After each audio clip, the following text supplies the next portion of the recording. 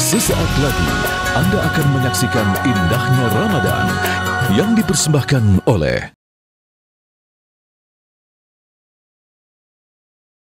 Seandainya kukatakan di belakang bukit Jabal Abi Qubais ini ada pasukan perang akan menyerang kita, apakah kamu percaya? Penduduk Makkah semuanya menjawab, Shadaqnaka, kami percaya, karena dari kecil kami menggelar engkau Al-Amin.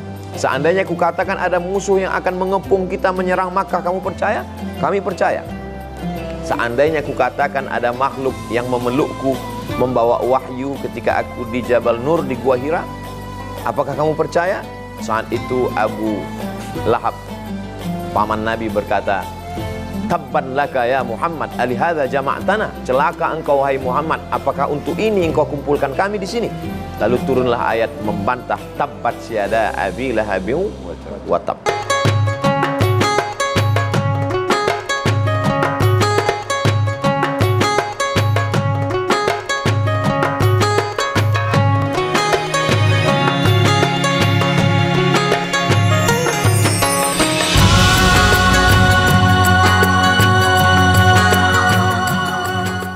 Ya, assalamualaikum warahmatullahi wabarakatuh. Alhamdulillahirabbil alamin. Allahumma shalli ala sayyidina Muhammad wa ala ali sayyidina Muhammad.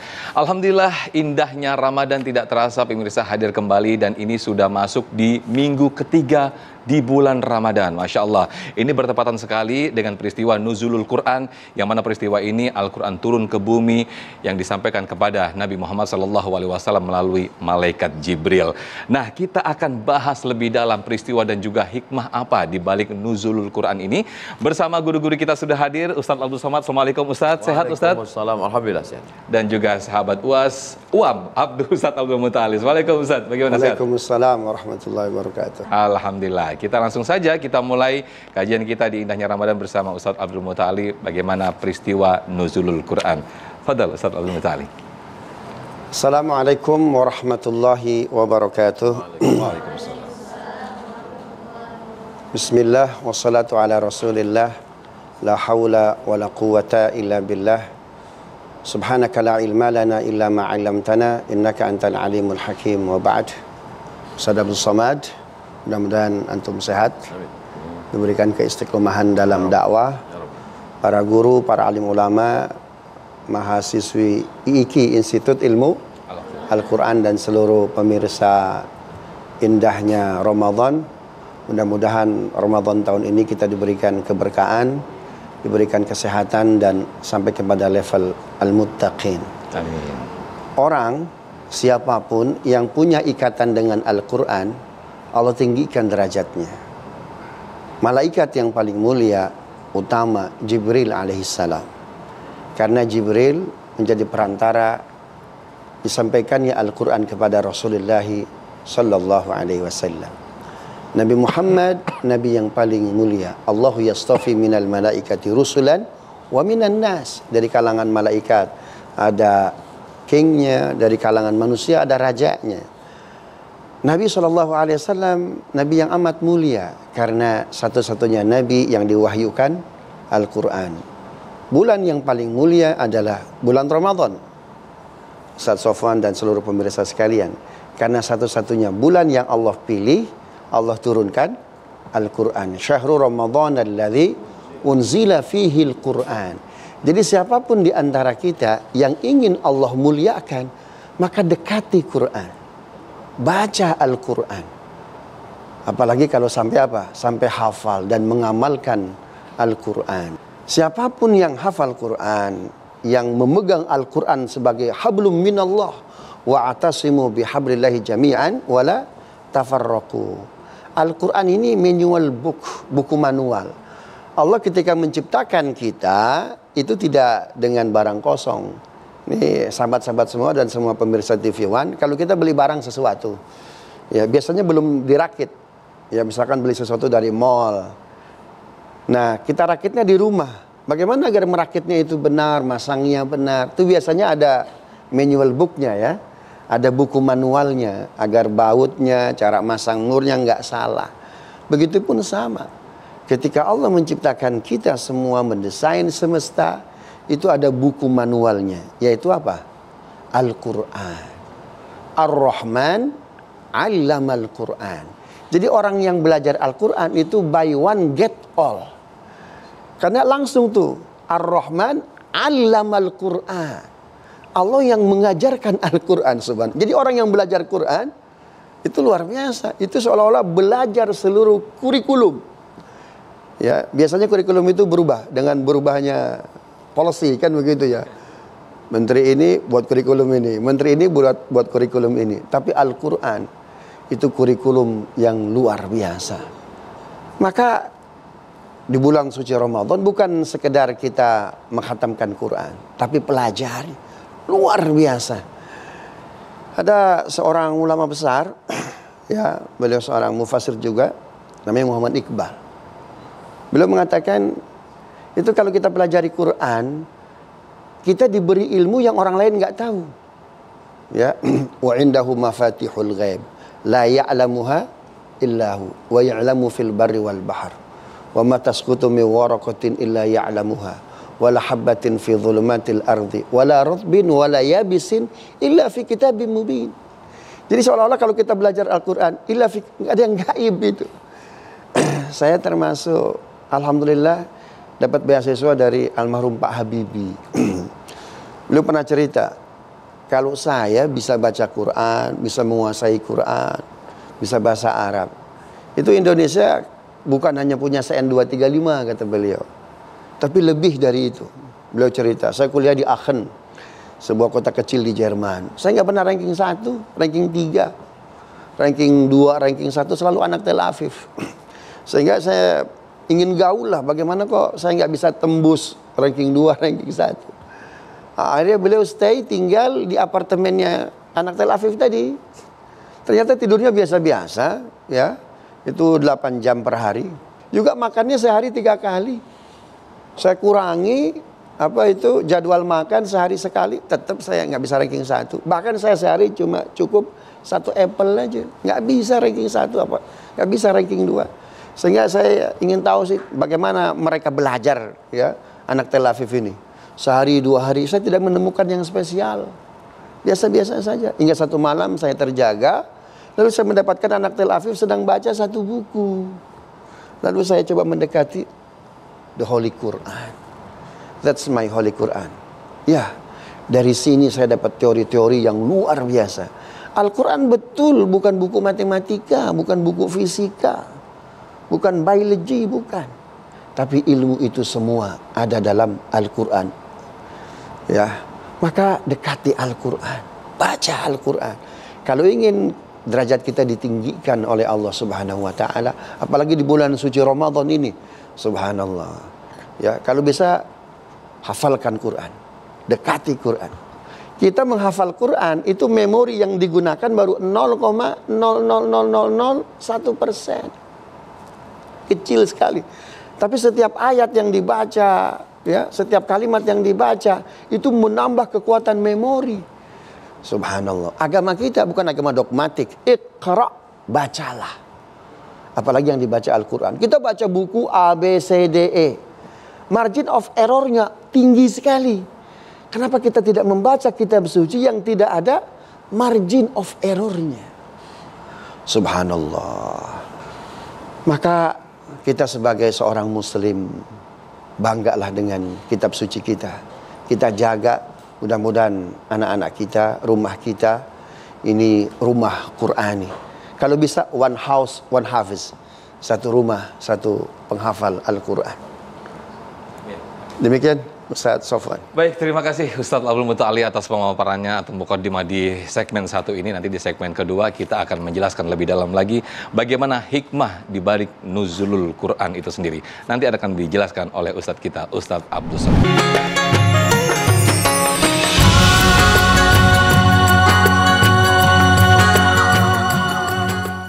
Baik, Masya Allah, Tabarakallah, kita masih di indahnya Ramadan setelah Ustadz Abdul Muta'ali tadi menjelaskan bagaimana betapa luar biasanya ketika kita terikat, selalu terpaut dengan Al-Quran, banyak ilmu di sana. Nah, bertepatan dengan hari minggu ketiga di bulan Ramadan ini, Ustadz Abdul Somad akan menjelaskan kepada kita semua hikmah dari nuzulul Quran. Tafadhal, Ustadz. Bismillahirrahmanirrahim. Assalamualaikum warahmatullahi wabarakatuh. Alhamdulillah wassalatu wassalamu ala Rasulillah wa ala alihi wa sahbihi wa man tabi'ahu wa mawalah. Ustadz Sofyan, guru kita semua Al-Mukarram Ustadz Abdul Muta'ali, mudah-mudahan selalu sehat walafiat. Adik-adik dari Institut Ilmu Al-Quran Jakarta dan pemirsa indahnya Ramadan TV One dimanapun berada. Al-Quran itu disebut sebagai mu'jizat, diambil dari kata a'jaza yu'jizu, melemahkan. Melemahkan semua argumentasi manusia dipandang dari berbagai aspeknya. Kalau dipandang dari aspek bahasa, maka Al-Quran itu melemahkan kehebatan sastra orang kafir Quraisy yang setiap tahun mengadakan lomba syair, juara bertahan ditempelkan di dinding Ka'bah, di pasar Ukaz perlombaannya. Dan ketika Al-Quran itu turun, mereka diam-diam, para sastrawan, para bulaghah, ahli balaghah itu luar biasa, tak sanggup mereka memaknainya. Alif Lam Mim Yasin Toha, sampai mereka bingung apa ini. Sampai-sampai Sayyidina Abdullah bin Abbas mengatakan dia tidak tahu arti Fatirus Samawati wal Ard. Sampai akhirnya ketemu dua orang Arab Badui mau menggali sumur, salah satunya berkata ana fatartuha. Barulah dia faham, oh makna Fatirus Samawati wal Ard, ana fatartuha, ana ibtada'tuha. Saya yang mengawali menggali. Sampai mereka tidak tahu makna wa fakihatan wa abba. Apa makna abba? Dijelaskan ayat setelahnya, mata'al lakum wa li an'amikum. Fakihatannya lakum, buah-buahan, abbanya adalah padang rumput, wali an'amikum, untuk binatang ternak kamu. Begitulah mereka, belum lagi balaghahnya, sampai mereka mengatakan ini adalah kalimat yang datang dari malaikat. Mereka tidak tahu, tidak mengenal Allah. Sampai akhirnya Allah katakan, Yasin wal Qur'anil Hakim innaka laminal mursalin tanzilal azizir rahim. Ini datang dari Allah subhanahu wa ta'ala. Belum lagi mukjizat hurufnya. Sehebat-hebatnya orang belajar bahasa Inggris, hanya ada huruf tha dalam kata health, WHO, World Health Organization. Ada huruf shin dalam kata organization, workshop, shopping. Tapi tidak ada huruf ta, tidak ada huruf a, tidak ada huruf bod. Maka huruf bahasa Arab disebut dengan lughatul bod. Tidak ada panjang pendek, tidak ada intonasi. Waladdallin, tidak ada dalam bahasa Inggris itu. Tidak ada watching. Tidak ada. Belum lagi perubahan katanya. Perubahan kata dalam bahasa Al-Quran itu bisa menjadi 14, bisa menjadi 28, bisa menjadi, kalau kita lihat dibandingkan dengan bahasa Inggris, dia hanya ada go, gone, goes, going, when. Tapi ketika pindah ke dalam bahasa Arab, zahaba, zahaba, zahabu, zahabat, zahabata, zahabna, zahabta, zahabtuma, zahabtum, zahabti, zahabtuma, zahabtuna, zahabtu, zahabna. Belum lagi masuk yadhabu, yadhabani, yadhabuna. Belum lagi masuk idhab, idhaba, idhabu, idhabi, idhaba, idhabna. Belum lagi masuk zahaba, yadhabu, zahaban, zahibun, madhubun, idhab, latadhab, madhabun, madhabun, midhabun. Jadi perubahan kata itu. Makanya kalau ada anak saya ini Pak Ustadz, karena agak lemah ya, saya masukkan sekolah agama lah. Ya makin error. Dia anggap bahasa Al-Quran ini mudah. Dia anggap ngaji ini, belum lagi balaghahnya, belum lagi ma'aninya, belum lagi bayannya, belum lagi mantiknya. Nah itu mukjizat dari aspek bahasanya. Beda dengan na'budu iyyaka dengan iyyaka na'budu. Secara bahasa susunan sebenarnya na'budu iyyaka, kami menyembah kepadamu. Tapi begitu didahulukan iyyaka na'budu, maka dia mengandung makna lit takhsis. Iyyaka na'budu, only you, hanya kepadamu saja. Itu dikaji oleh para ulama. Ada khusus tafsir Al-Kasyaf, khusus mengkaji tentang balaghah Al-Quran. Lalu kemudian aspek ilmu pengetahuan yang ada di dalamnya. Orang yang naik sepeda bawa pisang dari kampung mau jualan ke kota, kebetulan tanahnya mendaki. terbersit di hati pikirannya, ini Tuhan kurang kerjaan, ngapain buat tanah mendaki, na'udzubillah, bagi orang yang tidak berilmu. Tapi orang yang faham, dia akan tahu kenapa ada bukit, kenapa ada gunung, kenapa ada tanah mendaki. Al-Quran memberikan jawaban. Allah Subhanahu wa ta'ala mengatakan dalam Al-Quran, wal jibala autada, kami jadikan bukit sebagai pasaknya. Seandainya tidak ada gunung, tidak ada bukit, maka kerak bumi ini bergerak liar seperti papan pengumuman yang ditempel kertas dihembus angin. Dia mesti ada paku payung yang memakunya. Paku bumi ini adalah gunung-gunung. Maka orang yang berilmu berkata, Rabbana ma khalaqta hadza batila, tidaklah gunung ini kau ciptakan sia-sia. Karena kalau tidak ada pakunya ini, maka kerak bumi ini akan bergerak liar dan kita tidak bisa hidup di atas ini. Apa yang membuat bumi ini menjadi tenang? Karena ada pakunya. Nanti saatnya paku ini tercabut. Wa takunul jibalu kal ihnil manfus. Gunung-gunung, bukit-bukit, Gunung Bromo, Gunung Kidul, Gunung Merapi yang erupsi, ini baru bersinnya aja erupsi itu. Bagaimana kalau dia tercabut, lalu kerak bumi ini bergerak, wataran nasa sukaro, engkau lihat manusia itu seperti mabuk, wa mahum bisukaro, mereka tidak mabuk, walakinna adzaballahi syadid. Kenapa adzaballah syadid? Karena kerak bumi ini bergerak, karena paku-pakunya sudah tercabut. Penterjemah Al-Quran menerjemahkan ghulibatir Rum, bangsa Romawi dikalahkan ketika perang melawan Persia. Di mana? Fi adnal ardi, di bumi yang terdekat. Lokasi peperangan itu adalah Dead Sea, Laut Mati, Al-Bahrul Mayyit, di Yordania. Diterjemahkan sebagai bumi yang terdekat, karena kebetulan Laut Mati ini di Yordania dekat dengan kota Makkah dan Madinah. Ternyata setelah diteliti, ada terjemahan baru. Fi adnal ardi, di bumi yang terendah. Karena rupanya Laut Mati, lokasi peperangan Romawi dengan Persia itu adalah belahan bumi yang paling terendah di bawah permukaan laut. Dari mana Nabi Muhammad tahu itu? Nabi tidak pernah terdaftar di fakultas geologi. Inna fi khalqis samawati, dalam penciptaan langit, wal ardi, penciptaan bumi, waqtilafil laili wan nahar, perputaran siang dan malam, la ayat, semua itu ayat-ayat.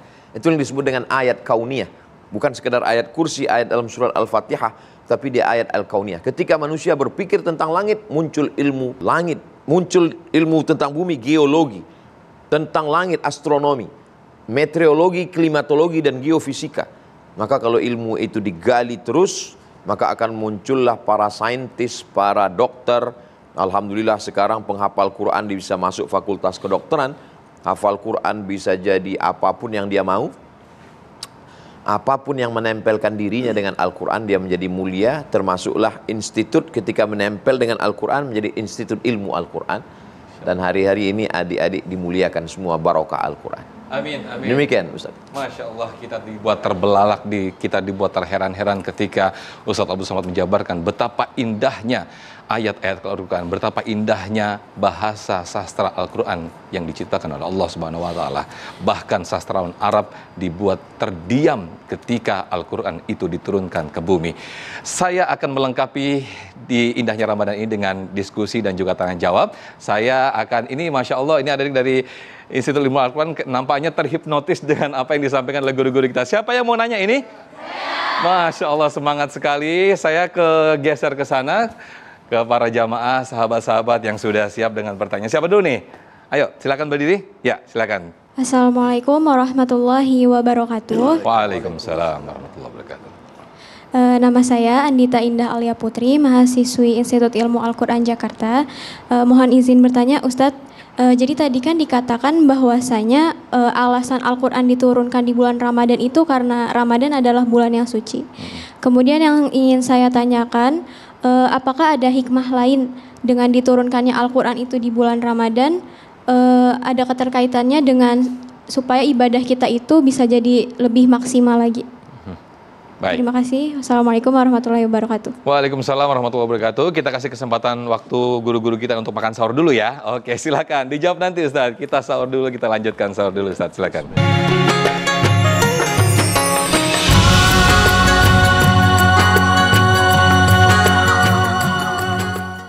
Baik, Masya Allah, tabarakallah, kita kembali di indahnya Ramadan, sedikit mereview apa yang tadi ditanyakan oleh sahabat kita tadi, hikmah lain apa sih Al-Quran itu diturunkan, kenapa di bulan Ramadan ya.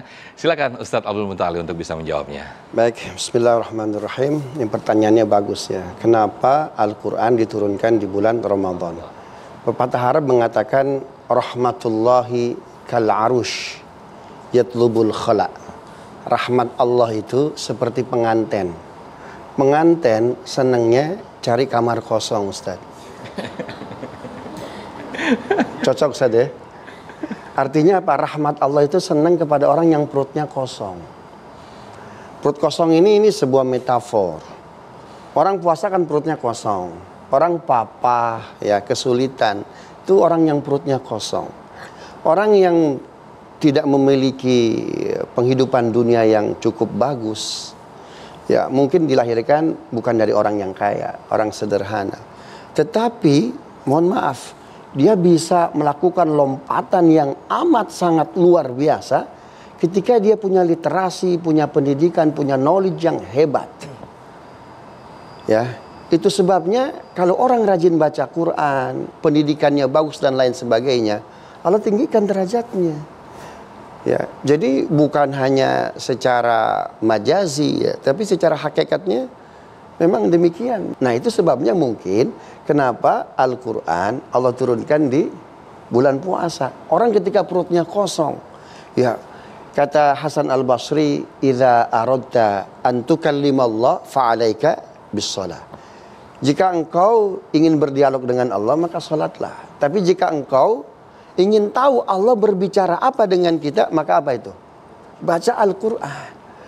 Mungkin ketika aktivitas kita di luar apa itu agenda kantor, agenda kuliah, agenda pekerjaan, ya mungkin ada sebagian masyarakat dunia Islam bulan Ramadan itu adalah hari libur, maka kita isi dengan baca Quran yang luar biasa.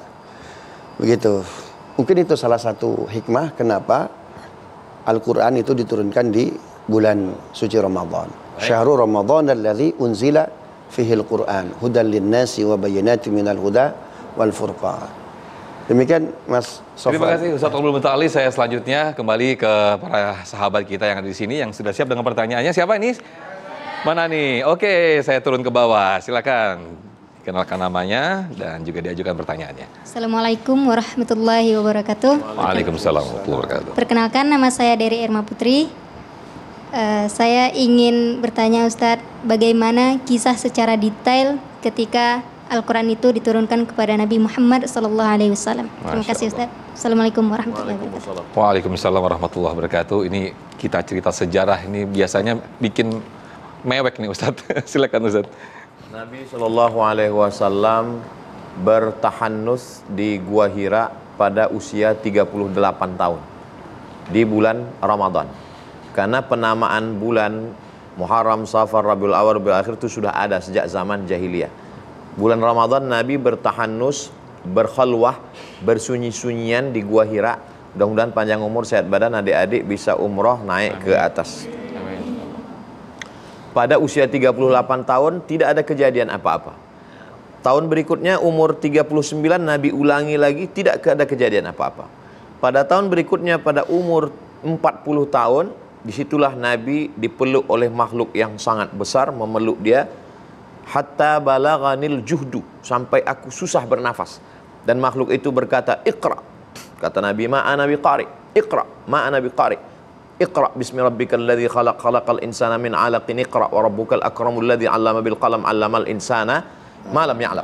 Lalu kemudian Nabi turun, dan ketika itu Nabi kedinginan, menggigil, lalu kemudian diselimuti oleh Sayyidatuna Ummul Mukminin Khadijah Al-Kubra.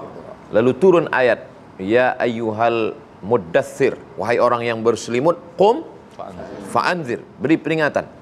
Siapa yang mau diberi peringatan? Lalu kemudian turun lagi ayat, "Wa anzir ashiratakal aqrabin," berikanlah peringatan kepada kerabat-kerabat dekatmu. Maka dikumpulkanlah pamannya, bibi-bibinya. Nabi naik ke atas bukit Sofa. Setelah mereka berkumpul, dia tanya semua penduduk Makkah, Seandainya aku katakan di balik bukit ini, kalau kita berdiri ke atas bukit Safa di hadapan Ka'bah, di belakang kita bukit paling besar namanya Jabal Abi Qubais. Seandainya aku katakan di belakang bukit Jabal Abi Qubais ini ada pasukan perang akan menyerang kita, apakah kamu percaya? Penduduk Makkah semuanya menjawab, Shadaqnaka, kami percaya, karena dari kecil kami menggelar engkau Al-Amin. Seandainya aku katakan ada musuh yang akan mengepung kita menyerang Makkah, kamu percaya? Kami percaya. Seandainya aku katakan ada makhluk yang memelukku, membawa wahyu ketika aku di Jabal Nur di Gua Hira, apakah kamu percaya? Saat itu Abu Lahab, paman Nabi, berkata, Tabban laka ya Muhammad, alihadza jama'tana, celaka engkau wahai Muhammad, apakah untuk ini engkau kumpulkan kami di sini? Lalu turunlah ayat membantah, tabbat syada abi lahabin wa tab. Ketika kita membaca kronologis cerita ini, muncul di pikiran kita bahwa Quran yang ada di tangan kita sekarang berbeda dengan Quran yang ada diceritakan Ustaz Abdul Somad. Quran yang ada sekarang Al-Fatihah, Al-Baqarah, Ali Imran, An-Nisa, Al-Maidah. Lalu kenapa cerita karena Quran turun 2 kali. Inna anzalnahu fi lailatin mubarakah. Kena prank. Inna anzalnahu fi lailatul qadar, inna anzalnahu fi lailatin mubarakah. Kami turunkan Al-Quran itu, kata Sayyidina Abdullah bin Abbas, turun sekaligus sebanyak 114 surat itu sekali turun, itu dari lauhim mahfuz, dari lauh mahfuz ke Baitul Izzah, ke stasiun transmisi, turun sekali turun. Itu penggunaan kata anzalna. Kalau penggunaan kata nazzalna, itu yang turun dari Baitul Izzah ke Nabi selama 22 tahun, 2 bulan, 22 hari, yang selalu dikatakan 23 tahun karena susah nyebutnya. Jadi turun dari Lauhil Mahfuz ke Baitul Izzah sekali turun. Dari Baitul Izzah inilah malaikat Jibril membawa kepada Nabi sesuai dengan kronologis cerita yang ada asbabun nuzul. Jadi Quran secara historis dicoba disusun oleh orientalis. Iqra, habis Iqra wa anzir asyirat ya ayyuhal muddatsir, setelah itu anzir antara asyiratakal aqrabin, setelah itu tabat, gagal, nggak bisa disusun. Jadi Quran mukjizat secara historis sejarah turunnya. Setelah dia turun 22 tahun, 2 bulan, 22 hari, bisa tersusun lagi seperti susunan di Lauhil Mahfuz. Jadi yang menyusun itu bukan sahabat. Jadi jangan bayangkan sahabat ngambil yang di pelepah korma, di tulang onta, lalu kemudian disusun lagi. Bukan. Susunan itu adalah disusun oleh Nabi Muhammad SAW. Karena sebelum Nabi meninggal, dia membacakan itu kepada sahabat. Sahabat membacakan kepada tabi'in. Tabi'in membacakan kepada tabi'in. Diriwayatkan oleh imam ahli qiraat. Sampailah ke dosen-dosen. Dan akhirnya sampai ke adik-adik di Institut Ilmu Al-Quran. Makanya sanad itu dijaga dari Nabi sampai kepada imam qiraat, imam Warsh, imam Hafs an Asim, imam Ibn Katsir, imam Qumbul, para imam semuanya secara mutawatir. Lalu kemudian Al-Quran itu diturunkan pada waktu malam. Inna anzalnahu fi lailatin mubarakah. Malam yang mana? Dipersempit lagi. Syahrul Ramadhan alladzi unzila fihil Quran. 30 malam ini malam yang mana? Dipersempit lagi. Taharru lailatal qadri fil ashril awakhir min Ramadan. Tapi kalau kita buka tafsir Ibnu Katsir, buka nanti di dalam tafsir Ibnu Katsir pada saat cerita tentang inna anzalnahu fi lailatul qadar, pendapat satu mengatakan malam pertama, ada malam ketiga, ada malam kelima, ada malam ketujuh. Negara kita Republik Indonesia memilih malam 17. Karena itu salah satu pendapat mazhab Syafi'i. Lihat nanti tafsir Abul Fida Ismail Ibnu Katsir, 17 itu salah satu pendapat. Tapi di Mesir peringatan nuzul Qur'annya malam 27. Kenapa? Dia pakai hadis taharru lailatul qadri, pilih lailatul qadar 10 terakhir semalam dan pilih yang ganjil-ganjilnya. Tapi jangan gara-gara ini malam genap sunyi masjid. Intinya kita ramaikan saja malam-malam Ramadan ini, mudah-mudahan kita mendapatkan malam Lailatul Qadar. Amin, amin ya rabbal alamin. Masya Allah, pemaparan yang sangat luar biasa sekali. Menarik memang apa yang kita bahas di pagi hari ini tentang nuzulul Quran atau hikmah di balik nuzulul Quran. Kita akan kembali sesaat lagi, tetaplah di Indahnya Ramadan. Alhamdulillahirrahmanirrahim, kita kembali di indahnya Ramadan dengan tema kita yang sangat luar biasa sekali, hikmah di balik nuzulul Quran, karena bertepatan ini malam ketiga atau minggu ketiga di bulan Ramadan. Siapa lagi nih yang mau tanya? Wah, masih terus semangat. Oke, silakan. Nama saya Mawar Khimayasari dari Institut Ilmu Al-Quran Jakarta. Asal saya dari Lampung. Saya izin bertanya, ketika saya ingin memulai mengajarkan Al-Quran kepada orang lain, baiknya saya mengajarkannya mulai dari mana, Ustadz? Terima kasih. Masya Allah. Silakan Ustadz, Iqra dulu yang pasti ya Ustadz ya. Iqra 1, 2, 3. Silakan Ustadz Abdul Muttalib terlebih dahulu. Baik. Bismillahirrahmanirrahim. Al-Quran itu kalamullah, perkataan Allah, firman Allah. Maka minta izinlah kepada pemilik perkataan tersebut. Seseorang itu tidak akan mulia karena melakukan kewajiban. Makanya para ulama, para aulia, mereka punya makom yang luar biasa itu karena menghindari keburukan. Makanya istilahnya tazkiyatun nufus. La yamassuhu illa al-mutahharun. Al-Quran itu tidak bisa disentuh kecuali bagi orang yang bersih hatinya. Nah, terkait masalah dari mana kita mulainya, dari keikhlasan. Ikhlas itu satu-satunya definisi dalam Islam itu yang nggak ada definisinya. Satu-satunya amal yang nggak ada definisinya. Abu Bakar ditanya, ya Abu Bakrin mahwal ikhlas? Wallahi ma'adri, saya nggak tahu. Nanti saya tanya Nabi ya Rasulullah mahwal ikhlas. Apa itu ikhlas ya Rasulullah? Wallahi ma'adri, saya nggak tahu. Nanti saya tanya malaikat ya. Malaikat apa itu ikhlas? Wallahi ma'adri, saya nggak tahu. Nanti saya tanya Allah dulu, ya Rabbi, mahwal ikhlas? Apa kata Allah Subhanahu wa taala? Al-ikhlasu sirrun min asrari. Ikhlas itu salah satu rahasia yang aku punya. Nasabtu liman raditu bi. Aku berikan kepada orang yang aku ridhai. Karena itu kita terus minta kepada Allah agar diberikan apa? Keikhlasan. Karena yang kita ajarkan itu luar biasa, kalamullah. Jangankan kalamullah, hadis Nabi saja, man kadzaba alayya muta'ammidan falyatabawwa maq'adahu minan nar. Berdusta atas nama Nabi, subhanallah, siap-siap. Ya, itu seatnya di api neraka. Apalagi kalamullah. Karena itu mintalah kepada Allah, Allahumma aftah lana futuhal arifi. Ya Allah, bukakan saya. Sehingga ketika menafsirkan itu bukan karena apa? Bukan karena hawa nafsunya.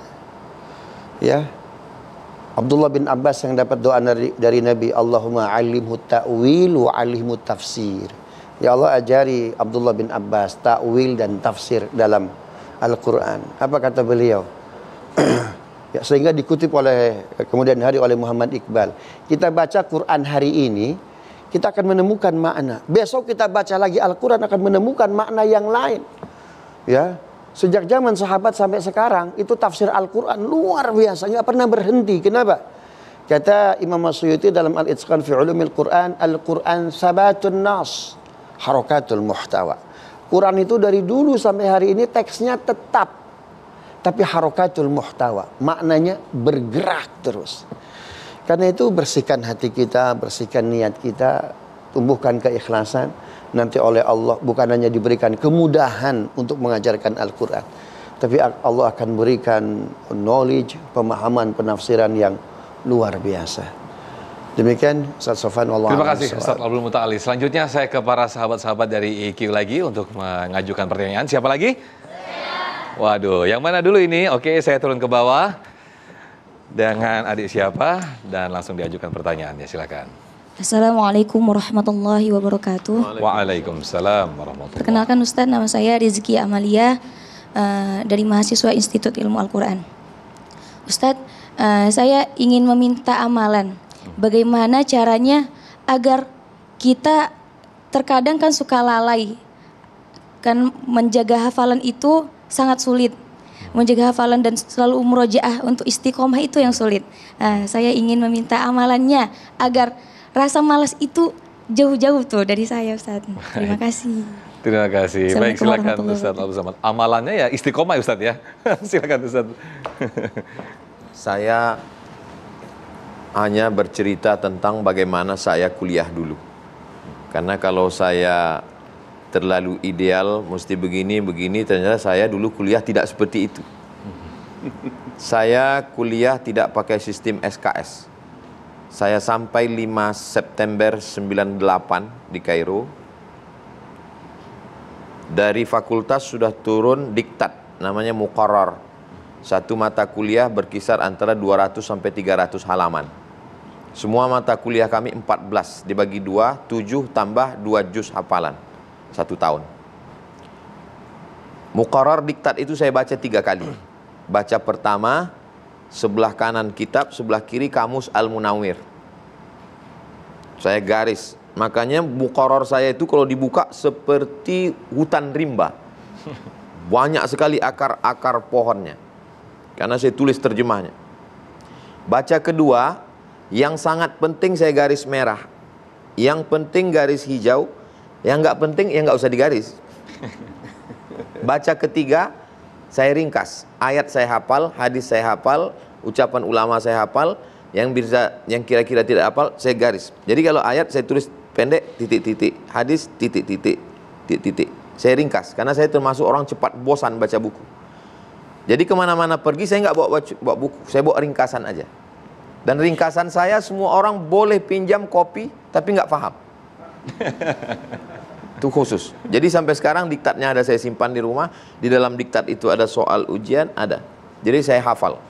Karena sistem yang ketat mendidik saya. Kalau tidak lulus 3 mata kuliah, berarti gagal mesti diulang 1 tahun. Kalau ngulang 1 tahun, beasiswa putus 25%. Kalau 2 tahun tidak naik tingkat, hilang beasiswa 100%. Kalau 3 tahun tidak lulus, berarti saya DO, gagal, mapsul, dan pulang tidak dikasih tiket, siap-siap buat rakit dari Sungai Nil ke Sungai Siak Riau. Saya kuliah 4 tahun tidak pernah minta uang seperak pun. Tapi orang tua saya bukan fakir miskin. Saya berangkat krisis moneter, anak Indonesia yang lulus 100, yang berangkat 74 termasuk saya. Artinya orang tua saya mampu beli tiket. Tapi untuk minta uang tak mau. Jadi adik-adik yang malas, besok telepon orang tua, jangan minta uang. Insya Allah semangat.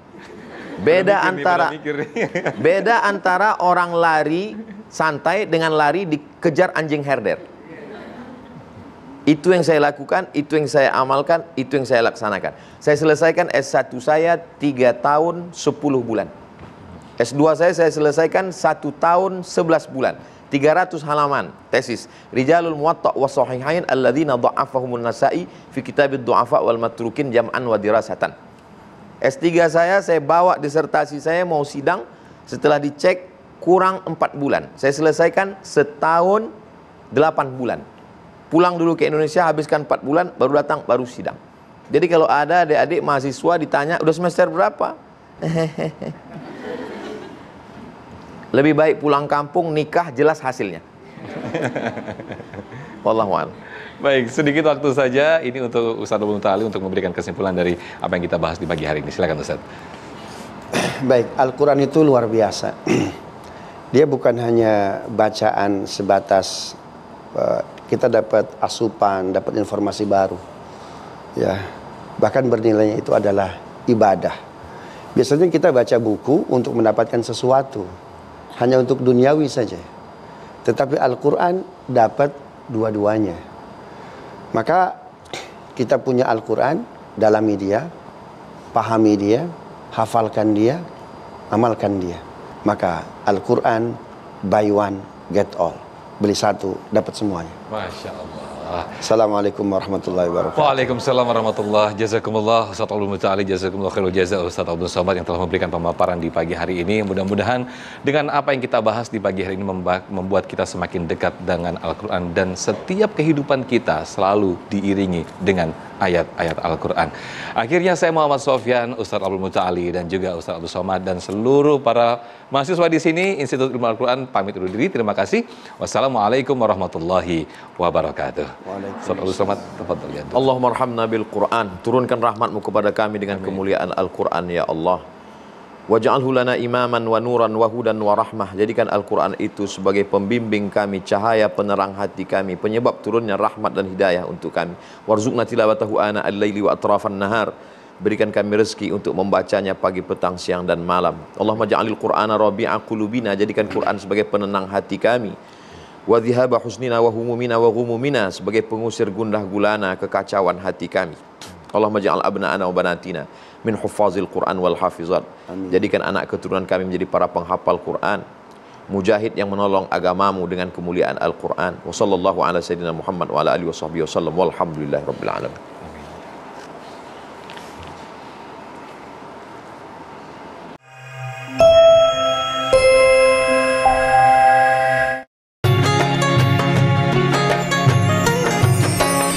Anda baru saja menyaksikan Indahnya Ramadan yang dipersembahkan oleh